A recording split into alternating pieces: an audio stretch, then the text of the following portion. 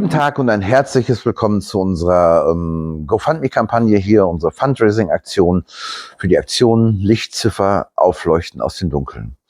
Ich grüße Sie, ich grüße euch, ich grüße dich und bedanke mich recht herzlich, dass Sie sich informieren wollen über unser Anliegen, unsere Bitte um Unterstützung für unsere Aktion und hoffe, ich bin hier verständlich und so von der Technik her, so Ton und Kamera, weil das macht mir auch nicht alltäglich und ein bisschen bubbert mir auch das Herz, aber das mag mir verziehen sein, dass wir noch keine Profis sind. Das wollen wir erst noch werden, so Videos in Videoerstellung und anderen Dingen so, ne?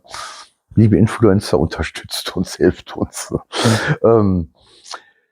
Ja, wir machen diese Aktion Lichtziffer aus mehr oder weniger aus Notwehr, aus Verzweiflung irgendwie, weil man mit gesundem Menschenverstand nicht mehr mit der in meinem Fall halt der römisch-katholischen Kirche klarkommt. Da denkt man wirklich, man ist im Jahr 2023, 2022, was wir jetzt haben, dass es sowas noch gibt, hätte ich mir niemals vorstellen können. Und es passiert echt und in Wahrheit und ja, das ist also das Stichwort Wahrheit. Natürlich wäre es einfacher, wir würden hier mit unseren Ursprungstraumata, die Vergewaltigung und den Missbrauch, den wir als Kinder durch Kleriker, durch die Kirche erfahren haben, meistens als Kinder, um ihr Mitleid betteln würden. So, das ist auch so, wie die Kirche sich das, glaube ich, vorgestellt hat, dass man halt ein Opfer zu sein hat. Und es ist, glaube ich, kam niemand, also durch mein Leben irgendwie, als ich vor 3 Jahren mein Fall eigentlich nur zur Hilfe der Kirche, zur Kenntnis bringen wollte. Ne? Also ich hatte vor 5, 6 Jahren hatte ich eine dissoziative Abspaltung, die mich vor meinem Erleben damals geschützt hat. Also es war wie das Not aus des Gehirns, die ist wieder hochgekommen, Traumatherapie gemacht, sehr, sehr schwer, alles sehr, sehr, sehr kacke auch, aber einigermaßen wieder zurechtgekommen. Und dann dachte ich, ja, ist doch eine gute Idee, dahin zu kommen. Dann stoßt man auf einmal in der Kirche auf ein sogenanntes Verfahren zur Anerkennung des Leides. Wo ich mir schon gedacht habe, so irgendwie, es gibt ein Verfahren? Wie viele sind das? Und was ich dann in den letzten 3 Jahren erlebt habe, da kann man sagen, also die haben wirklich mir alle Latten auf dem Zaun. Es tut mir total leid. Man hat alles versucht. Man hat Brücken gebaut. Man wollte zusammenarbeiten. Man wollte irgendwie, aber es wird halt davon ausgegangen, dass man halt Opfer zu sein hat. Dass halt irgendwie, man mitleidig irgendwie erfahren kann und es ist jetzt nicht irgendwie, kommt in den Sinn, dass Menschen, die solche biografischen Brüche wie eine Vergewaltigung als Kind überlebt zu haben, dann ein Leben gestaltet zu haben und auch teilweise recht erfolgreich gestaltet haben, das irgendwie, das darf nicht vorkommen. So, man darf nicht hinterfragen. Man hat was später halt auch noch in den Einzelfällen erzählt werden wird, wo wir ja auch ihre Unterstützung drauf hoffen. Es ist unfassbar. Also so ein Verfahren, vielleicht ganz gute Idee, man hier an dieser Stelle. Man kommt als traumatisierter Mensch, so wie man ja eigentlich an dem Läufe hat, zu diesem Begriff und verbringt dann 3 Jahre hiermit. Das sind ungefähr 1100 Seiten Korrespondenz. Und ich mag mich jetzt nicht als besonders betrachten oder sowas, aber ich stelle mir vor, wenn man als wirklich Mensch, der es vielleicht nicht überwunden hat, der irgendwo an einem Bahnhof liegt, in der Nadel im Arm, drogenabhängig ist oder was auch immer und auf diese katholische Kirche zugeht und weil man was mitgekriegt hat und sich meldet und sagt, kann das eventuell sein, so, man hat keine Chance. Also diese Menschen dort und dieses Verfahren, das zerfetzt die Menschen. das nimmt einem jegliches, also in meinem Fall hat es so weit geführt, so, ne, also ich war halt ein ganz normaler Mensch, der an ja, auch an Gott so oder an seinen Glauben hat, wie halt ein normaler Mensch halt heutzutage irgendwie ihren Glauben leben oder was auch immer so, ne, aber da wird einem jeglicher, man hofft auf Unterstützung, also gar nicht mal monetär oder irgendwas, sondern halt, ja, also in meinem Fall war es, wie kann ich in Vergebung kommen? Liebe Kirche, liebe Bischof, liebe wer auch immer da für mich zuständig ist, so, ne? Ich würde gerne, weil ich glaube, ja, dass Vergebung der einzige Weg ist, um wirklich auch zur Ruhe zu kommen, ja, einen Umgang zu kriegen.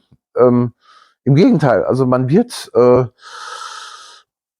belogen, man wird betrogen, es werden, es verschwinden Briefe, man wird unter Druck gesetzt, man wird teilweise bedroht. Also was ich jetzt auch von meinen ja, Mitstreitern irgendwie erfahren habe, ich hätte gedacht, okay, vielleicht ist bei mir so ein Verfahren, was sich jetzt schon über 3 Jahre hinwegzieht, wo gesagt wird, auch zum Beispiel gelogen in der Öffentlichkeit, dieses Verfahren würde innerhalb von 4 Monaten erledigt sein. Scheiß drauf. Nein, ich bin jetzt in meinem 4. Jahr zu entscheiden irgendwie, ich musste meinen Täter selber ermitteln. Andere Leute mussten, also darüber, das wäre jetzt viel zu viel Detail. Aber genau darum geht's, dass wir halt eben nicht Opfer sind, sondern wir sind Überlebende. Und es geht nichts mehr als einen gewissen Respekt für die Leistung irgendwie, dass man nicht durchtickt und ja, also wie oft ich irgendwie mich zurückhalten musste, um nicht wirklich irgendwie hin und meinen Bischof mir zu schnappen oder irgendwas. Ich verstehe Opfer, die durchticken, die wirklich, ja, wie in Frankreich ein Missbrauchsopfer, dessen Vater schon irgendwie vergewaltigt wurde, der wirklich so einen Kruzifix genommen hat und seinem Vergewaltiger in den Hals gerammt hat, so, ne? Wir lassen diese Menschen noch leben. Nur es ist gut. Wir wollen gar nicht so mit, also uns geht es darum, die Wahrheit zu erzählen. Weil es geht nicht mehr, weil es war sehr merkwürdig. Ich versuchte meinen Fall, na klar, dann auch irgendwie an Journalisten oder was ranzubringen. Und dann merkt man erstmal, diese Medienmacht der Kirche. Was sitzen Kirchenmänner in Rundfunkbeiräten? Die haben eigene Journalistenschulen, eigene Fernsehkanäle, Produktionen, die engagieren Medienanwälte, verklagen hier und da und nehmen Geld in die Hand, so, ne? Das Verfahren zur Anerkennung des Leides irgendwie, im Durchschnitt irgendwie 5.000, 6.000 Euro soll da an Anerkennungszahlungen, noch niemals irgendwie, dass es ein Bußgeld wäre, niemals, besser hätte dieser Ausdruck gepasst oder eine Entschädigung, sondern es ist eine Anerkennungszahlung des Leides, anstatt rein juristischer Trick. Es müsste eigentlich ein Bußgeld sein. Aber egal, so ein Bischof verdient irgendwie 8.000 aufwärts und die schämen sich nicht irgendwie Leuten, die wirklich ganz kaputt sind, die ihr ganzes Leben lang leiden irgendwie. Für hier hast du 5.000 Euro, aber musst aber auch die Fresse halten, so, ne? Und dieses Fresse halten, das machen wir nicht mehr. Nee, tut uns leid, liebe Kirche, so, es muss auch zu eurer Hilfe, weil meine Erfahrungen haben jetzt wirklich gezeigt, so dass die Kirche, wenn man sie als Mensch betrachten würde, ganz stark im Bereich der Persönlichkeitsstörung ist. Also man findet alle unreifen Abwehrmechanismen, die im Bereich von Persönlichkeitsstörungen irgendwie vorliegen. Verleugnung, Verdrängung, Überhöhung etc. Findet man in dieser Kirche. Und das Problem ist wirklich so, dass die Kirche, glaube ich, wirklich selber denkt, wie halt eine Persönlichkeitsstörung, wenn man, eine Wand ist weiß und wird gesagt von denen, ja, die ist grün. Nein, die ist trotzdem weiß. Auch wenn jemand das da grün sieht. Nur das Problem ist, dass sie halt wirklich glauben, dass diese Wand grün ist. Und deswegen würden wir ganz gerne mal ein bisschen erzählen dürfen, wie wirklich auch zur Reflexion, zur Hilfe der Kirche, nicht um die Kirche in den Arsch zu treten oder was auch immer so, ne, sondern ja doch schon irgendwie aufzurütteln, weil halt diese narzisstische Überhebung, also man versucht in einen Dialog zu kommen und man wird mit Anwälten bedroht, man wird mit, also der Missbrauchsbeauftragte meines Bistums hat mir durch den Bischof dann austragen lassen in einem Brief, nein, er würde sich jetzt persönlich übergriffig und verletzt fühlen irgendwie, nur weil er mir gesagt hat, so hör mal, Alter, du hast den Brief verloren, so, gib's einfach zu, entschuldige dich, so, ne? Nein, dieser Brief ist nie existent. Also das sind so Details, die wir dann gerne erzählen würden, aus unseren Fällen, um mal wirklich klar zu machen, so, ne, dass da Veränderungen sind. Und es braucht einfach, glaube ich, irgendwie eine Stimme. Wir brauchen eine Stimme, die auch durchkommt.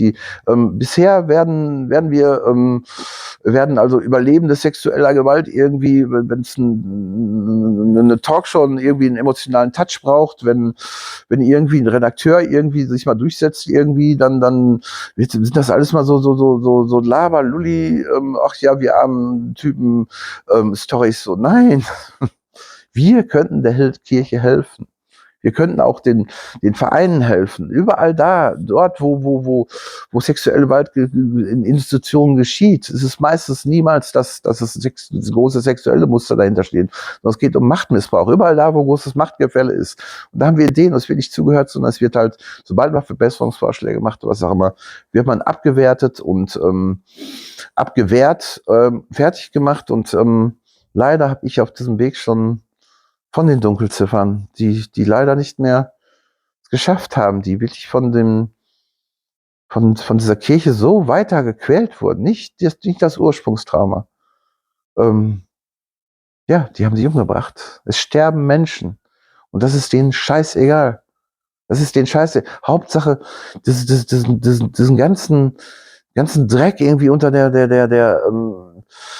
unter der Oberfläche halten. Aber ich verstehe es ja fast sogar aus. Ich meine, wenn mein Kumpel, mein Bruder so, ne, irgendwie aus dem Priesterseminar irgendwie da vergewaltigt wurde, klar, ja, was mache ich dann? Dann bin ich erstmal echt, glaube ich, ziemlich hilflos. Und diese ganze Kirche ist hilflos. Aber die will keine Hilfe annehmen, weil die halt in dieser Selbstüberhöhung die ganze Bischofskonferenz, alle Bischöfe irgendwie, jedes Gutachten hat bisher auch von den aktuellen Bischöfen Verfehlungen, so wie sie sagen, so, ne? Nein, also allein die Sprache, wie sie damit umgehen, also die haben alle auch selber Verbrechen begangen und die sitzen da immer noch, so als ob nichts gewesen wäre.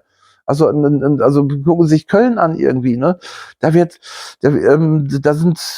irgendwie 3,5 Millionen so ungefähr ausgegeben für Gutachten. Das eine Gutachten passt nicht, also wird ein neues Gutachten gemacht, wird 820.000 € für eine PR-Beratung auszugeben, um halt irgendwie das zu rechtfertigen, dass es ein zweites Gutachten gibt. Und was passiert dann?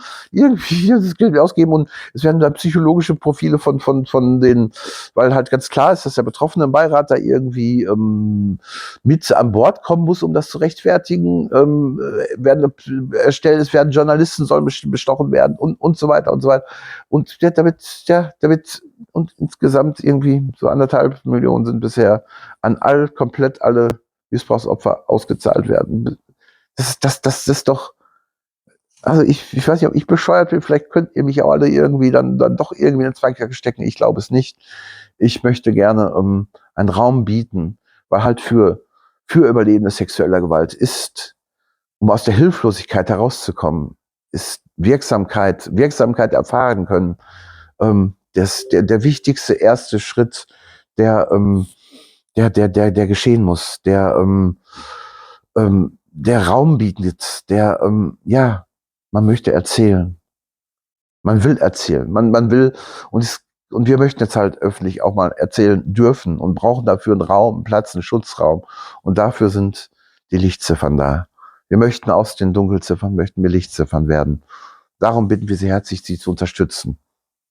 Die denken auch bestimmt so, ja, 820.000 €, symbolisch, um halt genau diese PR-Beratung eines Bistums Köln dagegen zu setzen. Weil wir haben es da echt mit nicht so ungefährlichen Leuten zu tun, sagen wir so. Also Schiss ist auch in der Buchse, klar, aber ich war immer ein Mensch, der irgendwie, wenn er Unrecht erkennt, es nicht stehen lassen will. Ich kann's nicht. Und wenn irgendwo Unrecht gerade geschieht. Und das ist, wo ich mein Leben lang irgendwie anderen Menschen geholfen habe, durch mein Wirken als Social Entrepreneur. Jetzt benötige ich mal ein bisschen Hilfe, weil ich mag da von der Konstitution her sehr gut geeignet sein. Ich gehe keinem Ärger aus dem Weg und ich habe auch keine Angst vor irgendwelchen hohen Tieren und na klar, wird sicher da, weil die haben ja PR-Beratung und so weiter, wird man dann dargestellt werden, ach ja, ein wütendes Opfer, ja, das müssen wir auch aushalten, so als Kirche und bla und ja, das steht ja an. Nee, fickt euch. Die Wahrheit, darum geht's. Und wir würden gerne erzählen dürfen. Und dafür brauchen wir einfach Unterstützung. Sei es durch jetzt hier diese Fundraising-Aktion. Wir haben danach noch einiges anderes vor, was da draußen stehen soll. Also die Stiftung, die wir davon dann vorhaben, da wird dann mehr darüber erzählt werden, wenn wir soweit sind. Jetzt, jeder kleine Betrag hilft. Also im Moment nehme ich hier mit zum Handy auf irgendwie. Ich hoffe, das geht durch. Es geht vielen Leuten nicht gut und ich weiß, dass es dem besser gehen würde, wenn wir einfach einen Ort haben, ein Zuhause, wo unsere Geschichten ja ihren Platz finden könnten, dass wir aufleuchten könnten aus dem Dunkeln. Vielen, vielen Dank für Ihre Unterstützung. Ja doch, Gottes Segen. Ich glaube, der ist auf unserer Seite. Danke. Hey, der liebe Gott, wir haben uns geeinigt. Wir sind im Auftrag des Herrn unterwegs.